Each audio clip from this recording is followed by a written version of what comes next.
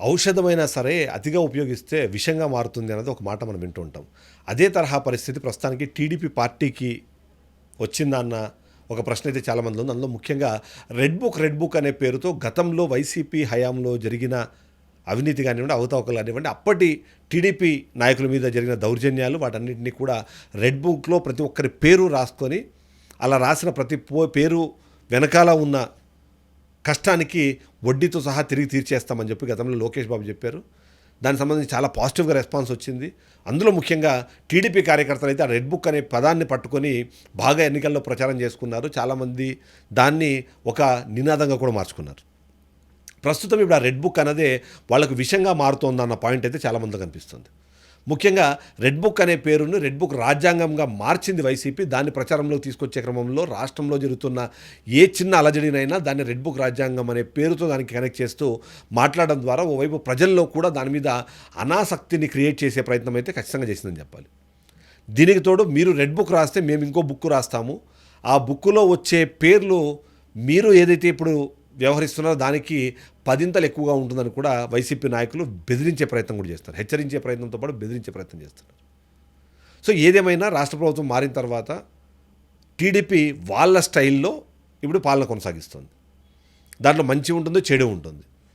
కానీ మంచి చెడులను రెండింటినీ పక్కన పోయేలాగా, అవి పక్కకి దారి పట్టేలాగా ఇవాళ రెడ్ బుక్ రాజ్యాంగం అనే పేరుని వైసీపీ చాలా ప్రస్ఫుటంగా ప్రచారంలోకి తీసుకెళ్తున్న నేపథ్యంలో వీళ్ళు చేస్తున్న మంచి పక్కదారి పడుతుంది. జరుగుతున్న చెడును గుర్తించే పరిస్థితి లేకుండా పోయి కేవలం రెడ్ బుక్ రాజ్యాంగం నడుస్తుంది. రెడ్ బుక్ రాజ్యాంగంలో ఏం జరిగినా సరే వైసీపీ నేతలు ఎవరైనా తప్పు చేసి పట్టుబడినా, అన్యాయం చేసి వాళ్ళ చట్టం ముందుకు వచ్చినా, చట్టం తన పని తాను చేసుకుపోయే క్రమంలో వాళ్ళు చేసిన నేరాలకి ఇవాళ శిక్ష వేసే ప్రయత్నం చేసినా సరే వాటన్ని సింపుల్గా ఒకటే ఒక వర్డ్కి కనెక్ట్ చేసి వాళ్ళ వైసీపీ మాట్లాడుతుంది. అదే రెడ్ బుక్ రాజ్యాంగం.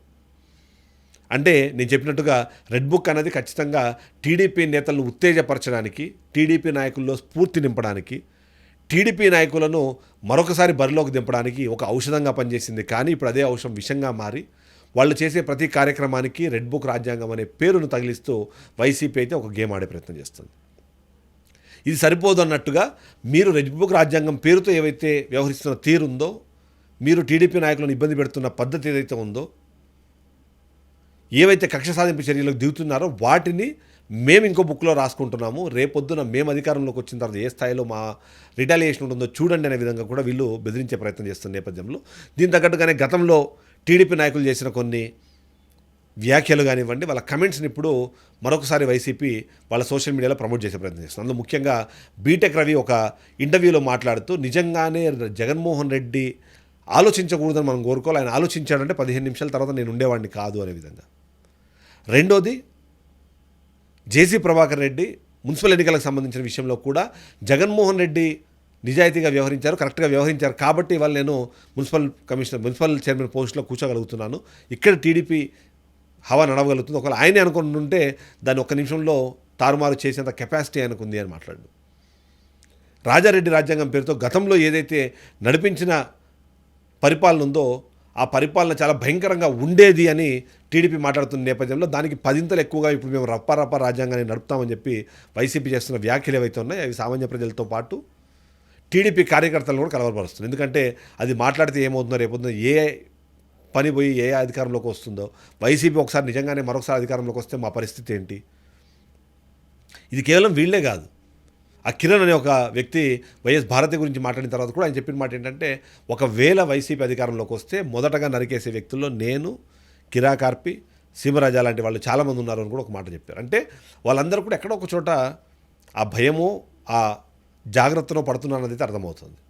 సో ఈ రెడ్ బుక్ రాజ్యాంగం పేరుతో టీడీపీని ఉత్తేజపరచడానికి గతంలో చేసిన వ్యవహారం ఏదైతుందో ఇప్పుడు అది రాంగ్ సిగ్నల్స్ ఇస్తుంది, నెగిటివ్ రిజల్ట్స్ ఇస్తుందని గమనించింది కాబట్టి టీడీపీ కొద్ది రోజుల పాటు దాన్ని దూరంగా ఉంచాలనే ప్రయత్నం చేస్తుందన్నది మనకు తెలిసి వస్తుంది. ఈ విధంగా చూస్తే మాత్రం రెడ్ బుక్ రాజ్యాంగం అనే పేరుని ఏదైతే వైసీపీ ఎక్కువసార్లు వాడుతుందో, టీడీపీ ప్రచార సమయంలో ఎన్నికల సమయంలో వాడిన దానికన్నా 10 రెట్లు ఎక్కువ ఇవాళ వైసీపీ దాన్ని ప్రచారంలో తీసుకొస్తుంది. జరిగే ప్రతి చిన్న విషయాన్ని కూడా రెడ్ బుక్ రాజ్యాంగంతో తీసుకురావడం, అందులో ముఖ్యంగా ఈ మధ్యకాలంలో మనం కొన్ని వార్తలు విన్నాయి, వాటి అథెంటిసిటీ లేదు, కానీ పోలీస్ ఆఫీసర్లు కూడా ఆలోచనలో పడ్డారు. గతంలో రెడ్ బుక్ రాజ్యాంగం పేరుతో వైసీపీ హయాంలో ఉన్నత పదవులు అనుభవించిన అధికారులందరినీ ఇవాళ ఇబ్బంది పెడుతున్నారు, సో రేపు మళ్ళీ వాళ్ళ అధికారంలోకి వస్తే మమ్మల్ని ఇబ్బంది పెడతారా?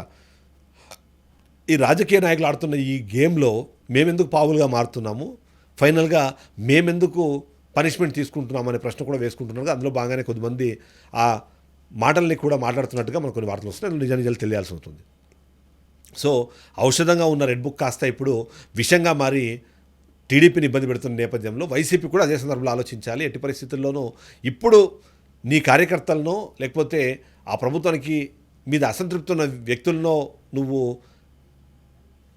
అట్రాక్ట్ చేయడానికి ఈ పదం బాగానే ఉంటుంది. నెక్స్ట్ ఇంకో బుక్ ఏదో రాయడం అన్నది, కానీ అది ఎక్కువ అయితే మాత్రము ప్రజలు ఇబ్బంది పడతారని అనుమానం వస్తే మాత్రము మరోసారి అధికారం ఇచ్చే పరిస్థితి ఖచ్చితంగా ఉంది. సో ఆ వైపుగా వైసీపీ ఆలోచించాల్సిందే, జగన్మోహన్ రెడ్డి ఆలోచించాల్సిందే.